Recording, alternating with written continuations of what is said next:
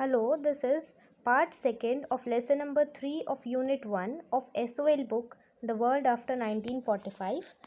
अभी तक हमने पिछले वाले वीडियो में समझा था कि जो यूके था यानी यूनाइटेड किंगडम था वो कैसे वेलफेयर स्टेट बन गया। लेकिन अभी इस टॉपिक में देखेंगे कि जो वेलफेयर स्टेट है उसके ऊपर क्राइसिस कैसे आए, उसके अंदर क्या क्या उसको सब्जेक्ट फेस करने पड़े, कि क्या क्या क्रिटिसिज्म उसको फेस करने पड़े और किस तरीके से वापस उसमें वेलफेयर स्टेट बचेगा या उसका एंड हो जाएगा। अब हम ये पढ़ेंगे इस टॉपिक में।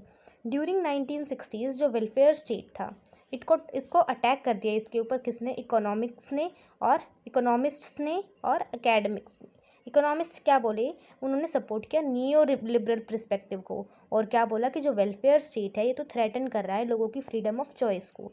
यानी कि अभी अगर आप ही गवर्नमेंट ही वेलफेयर करेगी, गवर्नमेंट ही इंटरफेयर करेगी मार्केट में, तो लोगों के पास चॉइस नहीं बचेगी। और मार्केट क्या है, मार्केट एक बेटर मीन्स है ताकि सर्विसेज को डिस्ट्रीब्यूट करा जा सके। और एकेडमिक्स वाले क्या बोले कि एकेडमिक्स वालों ने इनके ऊपर ही क्वेश्चन कर दिया वेलफेयर स्टेट के ऊपर कि कहाँ गई है अब आपकी ability to remove poverty completely, और डिस्ट्रीब्यूशन ऑफ वेल्थ को क्यों इंश्योर नहीं कर पाए आप। तो प्रॉब्लम स्टार्ट हो गई और प्रॉब्लम एक बार और प्रॉब्लम ने डीप रूट ले ली। और उसकी डीप रूट क्या थी कि ऑयल क्राइसिस हो गए 1970s में। तो फिर से वेलफेयर स्टेट के ऊपर क्वेश्चन मार्क लग गया। तो बोला गया कि वेलफेयर स्टेट क्यों बनाए गए थे, ताकि डिस्ट्रेस के टाइम में सॉल्व हो जाए प्रॉब्लम। लेकिन अब तो डिस्ट्रेस ही नहीं है, टाइम ही नहीं है डिस्ट्रेस का, तो अब क्यों वेलफेयर स्टेट को रख रखा है। और क्या बताया गया कि इसके साइड इफ़ेक्ट्स बताए कि इससे ब्यूरोक्रेसी, फॉर्मलिज्म और स्टेगनेंसी हो जाएगी कंट्री के अंदर अगर क्या रहा, वेलफेयर स्टेट रहा तो। और इनसे डिस्ट्रीब्यूशन भी नहीं हो पा रहा, डिस्ट्रीब्यूशन सिस्टम ऑफ मार्केट इसको भी इम्पेक्ट कर रहा है ये। और नियो लिबरल रिफॉर्म्स 1990s में शिफ्ट हो गए और they started benefits to corporate और फाइनेंस सेक्टर। यानी कि अब जो पूरा का पूरा स्ट्रक्चर था यानी नियो लिबरल रिफॉर्म्स थे, इन्होंने क्या बोल दिया, इनके जो मार्केट है अब इसको कौन एम्पावर करेगा, अब इसको फाइनेंस और कॉरपोरेट सेक्टर चेक करेगा। अब वेलफेयर स्टेट प्रोग्राम से जो उन्होंने क्या बोल दिया, दे डजेंट बेनिफिट यूनिफॉर्मली, कि अब जो वेलफेयर स्टेट जो प्रोग्राम्स थे वो पॉलिसीज़ थी वो यूनिफॉर्मली नहीं है, यानी एक पर्टिकुलर ग्रुप को ही ज़्यादा वो बेनिफिट प्रोवाइड करा पा रही है, ना कि वो पूरी पॉपुलेशन को। नेक्स्ट कम्स कि जो वेलफेयर स्टेट था उसने बहुत सारी प्रॉब्लम्स को एड्रेस किया था। जैसे कि पहली प्रॉब्लम आई थी पुअर की, लेकिन साथ साथ क्या हुआ, टाइम भी चेंज हो गया और प्रॉब्लम भी चेंज हो गई। पहले सिर्फ 19th सेंचुरी में पुअर की प्रॉब्लम थी, फिर लेट 19th सेंचुरी में और ज़्यादा प्रॉब्लम आई पॉवर्टी की और अनएम्प्लॉयमेंट की। और 20th सेंचुरी में तो जो अनएम्प्लॉयमेंट था वो it became a problem of job activism और पॉवर्टी। नेक्स्ट कम्स कि चलो देखते हैं कि वेलफेयर स्टेट के ऊपर क्या क्या क्रिटिसिजम्स आए हैं। फर्स्ट बोला गया है कि जो वेलफेयर स्टेट है वो वेलफेयर चीट्स बनता जा रहा है। कैसे, वेलफेयर स्टेट्स है जो अगर वो इसी तरीके से फंक्शन करता रहा, कब, लेस डिस्ट्रेस में, जब हमें उसकी ज़रूरत नहीं है, जब जो ऑलरेडी जो काम था वेलफेयर स्टेट का जब उसने वो कर लिया है तो वो वेलफेयर चीट बन जाएगा। कैसे, जो पीपल है वो कैपेबल हैं कि वो फॉल्स क्लेम्स करेंगे। जैसे कि हम वो बोल सकते हैं कि क्लेम कर सकते हैं वो कि डिपेंडेंट रहना है। अब भी वो हमें आकर बोलेंगे कि वो जॉब को सीख कर रहे हैं, मतलब वो जॉब की अभी ढूंढ रहे हैं जॉब को, और गवर्नमेंट उनको पैसे देते रहेगी, मिनिमम इनकम प्रोवाइड कराती रहेगी। और हो सकता है कि they are not looking for jobs, और बोल सकते हैं कि वो they are still looking for jobs, और हो सकता है उनके पास ऑलरेडी जॉब हो, वो दो तरीके से कमाई कर रहे हो। तो एब्सोल्युटली क्या हो सकता है कि जो लोग हैं वो फ्रॉड कर सकते हैं। और बता रखा है कि जो फिट पीपल है वो सिर्फ एक डॉक्टर के पास जाकर, क्योंकि डॉक्टर को पैसे कौन देगा, स्टेट देगा, स्टेट गवर्नमेंट देगी। और जो लोग हैं वो फ्री में जाकर अपना चेकअप करा सकते हैं, डॉक्टर विलिंग है, डॉक्टर कर सकता है वो अगर फ्रॉड कमिट करना चाहता है। तो क्या है, इससे चीटिंग होगी ज़्यादा, किससे, वेलफेयर स्टेट से। कब होगी, जब उसकी ज़रूरत ही नहीं है, मतलब लेस डिस्ट्रेस के टाइम्स में। और क्या हो सकता है कि वेलफेयर स्टेट के ऊपर और भी बहुत सारे क्रिटिसिजम्स आए हैं। और क्या बोला कि जैसे हो सकता है अनदर सीरियस प्रॉब्लम कि जब पब्लिक एजेंसीज़ हैं जो परचेज़ कर देती हैं कि वेलफेयर सर्विस के लिए, जैसे अभी कोई पब्लिक बस चली और उसने क्या बोला कि वेलफेयर सर्विस कर रही है, वो लोगों को ट्रांसपोर्टेशन प्रोवाइड कर रही है, लेकिन आ गया उसका जो इंचार्ज हो गया वो बैठ गया प्राइवेट एजेंसी वाले। तो क्या करेंगे, अब वो उनसे लोगों से पैसे लेंगे, तो इससे क्या हो सकता है, फ्रॉड के चांसेस हो सकते हैं। तो कब अवॉइड करी जाएगी ये प्रॉब्लम, जब अच्छे से इन्वेस्टिगेशन होगी और जो पनिशमेंट है वो पेनल्टी और इवन प्रिजन यानी कि जेल की या फांसी उसकी पेनल्टी की सज़ा होगी, तभी ऐसा हो सकता है। और भी बहुत सारे अब्यूज़ दिए गए हैं वेलफेयर पॉलिसीज़ को। और क्या बोला कि इसकी जो मैनेज थी ना, अब लोग उसकी स्पिरिट को मतलब काबू नहीं कर पा रहे हैं। Too much of abuse can result in constant suspicion, यानी कि अब सस्पिशन हो सकता है।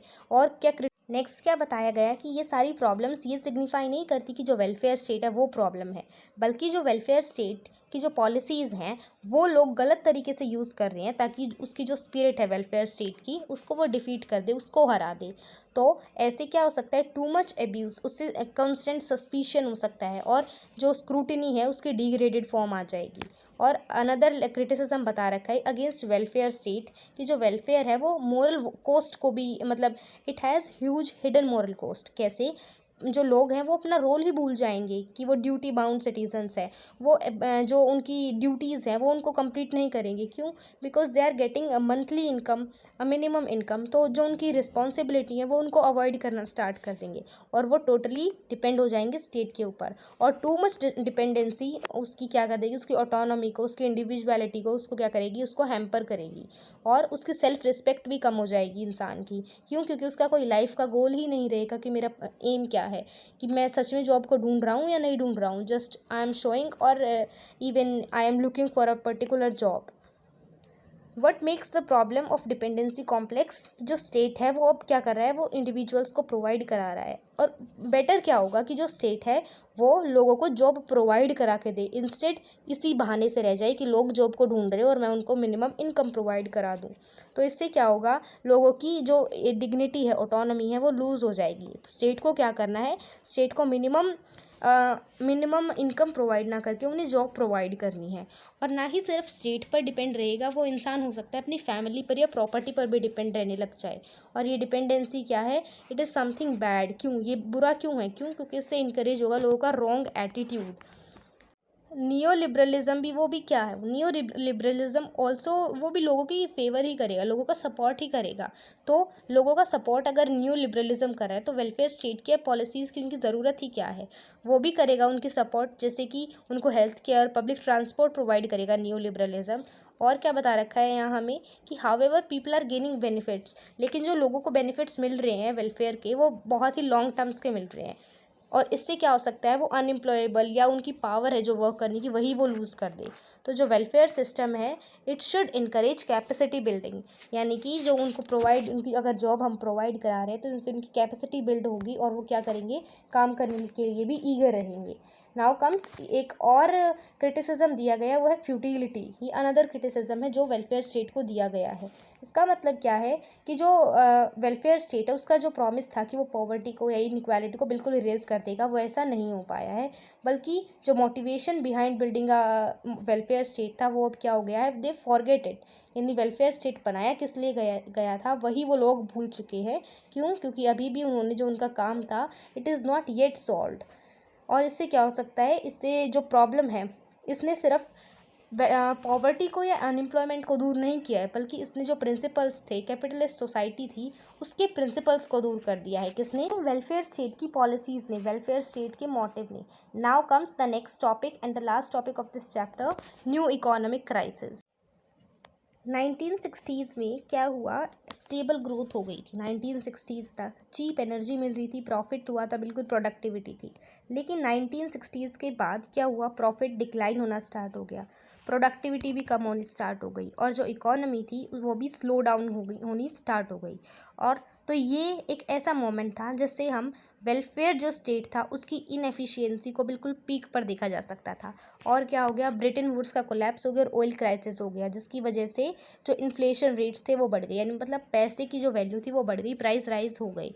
अब यूएस में क्या हो गया, 13.5 तक इन्फ्लेशन पहुंच गया था, जबकि यूके में 24% तक 1975 में। जो ऑयल प्राइसेस थे वो बिल्कुल ज़्यादा हो गए थे। क्यों? क्योंकि ओपीईसी ने क्या कर दिया था, अब चीप एनर्जी को, अनएम्प्लॉयमेंट को और इन सब को देना क्या कर दिया था, डिसाइडेड टू स्टॉप। अब उन्होंने इस सब को देना बंद कर दिया था, और जो लोग थे उसका जो फेथ होता है जो लोगों का गवर्नमेंट के ऊपर वो बिल्कुल कम हो गया था। They started losing faith over the government. क्यों? क्योंकि अब उनको पता चल चुका था कि अब जो गवर्नमेंट है वो अपनी फॉल्ट को करेक्ट नहीं कर सकती। और जो स्टेट है उसने क्या करा, अब कुछ भी जो प्राइस राइज होता है तो स्टेट क्या करती है, प्राइसेस को या टैक्सेस को इंक्रीज़ कर देती है। Same is done by UK, उसने क्या कर दिया, अपने टैक्सेस को इंक्रीज़ कर दिया। और अब लोगों को क्या आता है, लोगों ने तो public confronted these measures with resistance, यानी कि बिल्कुल चुप होकर उनकी बात माननी स्टार्ट कर दी, टैक्सेस को भी ज़्यादा देना स्टार्ट कर दिया।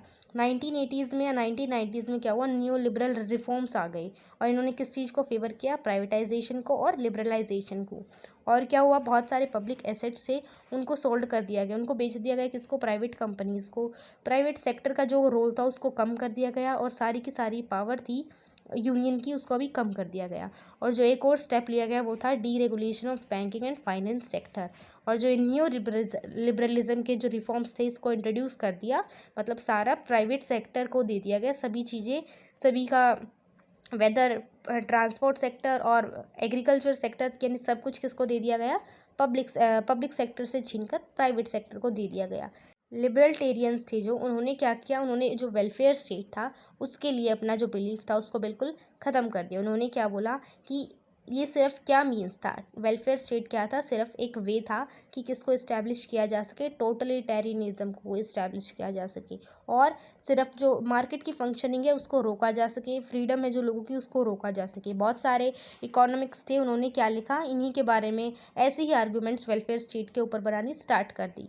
लेकिन जो आफ्टर ऑल दीज क्रिटिसिजम्स, जो स्ट्रक्चर था, इंस्टीट्यूशन था वेलफेयर स्टेट का, वो सर्वाइव करा और उसने अपनी जगह मतलब बनाए रखी। अब जो रोल है वेलफेयर स्टेट का उसको क्वेश्चन कर दिया गया।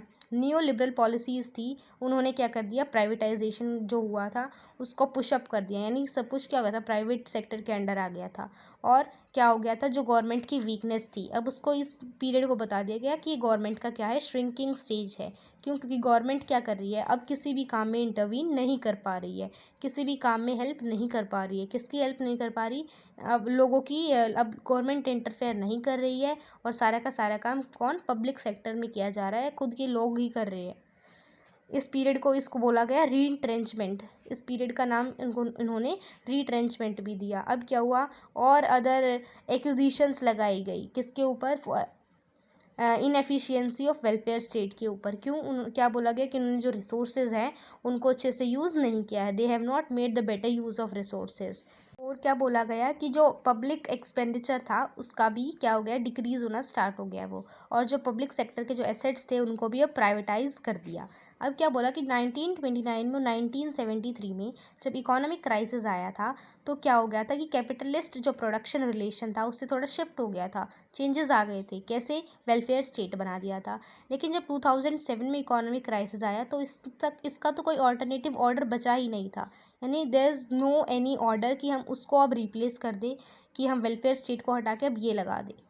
अब जो इकोनॉमिक क्राइसिस हुआ उसके बाद किसकी तरफ ध्यान दिया गया, उसकी तरफ अब की बार बोला गया कि वेलफेयर स्टेट को हटाकर क्या लगा दो, नियो लिबरल पॉलिसीज़ लगा दो, और वो क्या करेंगी, they will work toward the investment. और उन्होंने क्या किया, अब उन्होंने इन्वेस्टमेंट वो करते रहे, लेकिन जो प्रॉफिट या प्रोडक्टिविटी कितनी है उन्होंने उस पर ध्यान नहीं दिया। शॉर्ट टर्म गेम्स की तरफ ज़्यादा ध्यान दिया और लॉन्ग टर्म गेम्स क्या हो रहे हैं उनकी तरफ उन्होंने ध्यान नहीं दिया। और इससे क्या हो गया, वापस जो वर्कर्स की पोजीशन थी वो डिक्लाइन हो गई, वापस जो वेजेस थी वो कम हो गई, और जो लिविंग कंडीशंस थी वो भी क्या हो गई, पुअर होने लग गई बिल्कुल। तो अब सबको समझ में आ गया कि जो स्टेट है उसका पहले कोई रोल नहीं था, इट वाज नॉट रिस्पॉन्सिबल कि जो डिक्लाइन हुआ है वर्कर्स की वेजेस में, स्टेट का वहाँ कोई रोल नहीं था। क्यों, वो किसकी वजह से हुआ था, ऑयल क्राइसिस की वजह से हुआ था। और अब गलत क्या है, ये नियो लिबरल पॉलिसीज़ हैं जो बाद में लगाई गई थी। और हमें यहाँ क्या बता रखा है कि वहाँ बहुत सारी कॉरपोरेशंस बना दी थी, किसने, नियो लिबरल पॉलिसीज़ के थ्रू बहुत सारी कॉरपोरेशंस बना दी गई थी, जैसे कि कैपिटा, जी फॉरेस्ट। क्यों बनाई गई थी, they were regarding the privatization of public services. और क्या बताया गया, अब की जो कॉरपोरेशंस हैं इन्होंने तो कभी service, they didn't deliver the services. और क्या किया इन्होंने कि जो पुअर स्पेंडिंग थी इनकी और ह्यूमन राइट को भी वायलेट करती थी, देवर फ्रॉड। तो अब स्कॉलर्स ने क्या बोला कि जो इकोनॉमिक क्राइसिस है वो सिर्फ एक ऑर्डर था, क्या करने के लिए, कि जो स्टैंडर्ड था किसका, सोशल पॉलिसी का, ये स्टेट की कैपेसिटी का जो स्टैंडर्ड था उसी को गिरा दिया गया। किसने, ये जो इकोनॉमिक क्राइसिस आया था इसने। और क्या बताया गया कि बहुत सारे क्रिटिसिज्म को फेस करने के बाद भी जो स्टेट है वो वापस खड़ा हुआ और उसने वापस क्या करना स्टार्ट कर दिया, वेलफेयर करना स्टार्ट कर दिया, किसका, सिटीजन्स का, पॉपुलेशन का। और जो नियो लिबरल पॉलिसीज़ हैं वो फेल हो गई प्रॉस्पेरिटी लाने में, जो अर्लियर कभी ना कभी वेलफेयर स्टेट ने प्रोवाइड की थी वो नियो लिबरल पॉलिसीज़ एक बार भी प्रोवाइड नहीं कर पाई। और क्या हुआ, इससे डेमोग्राफिक चेंज भी बहुत आया।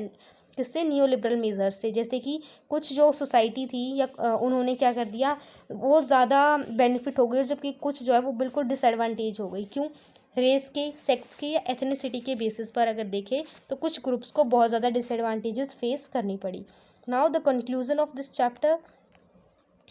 कंक्लूजन में हमें बता रखा है कि कैसे कैपिटलिस्ट सोसाइटी के अंदर जो वेलफेयर स्टेट होता है वो एक काफ़ी एसेंशियल कंपोनेंट होता है, और नो मैटर कि किस तरीके से वेलफेयर स्टेट को दिखाया जा रहा है, बल्कि जो रियलिटी है वो क्या है कि वेलफेयर स्टेट को क्रिएट ही इसीलिए किया जाता है ताकि वहाँ की जो इकोनॉमिक फंक्शनिंग है उसको स्मूथ किया जा सके।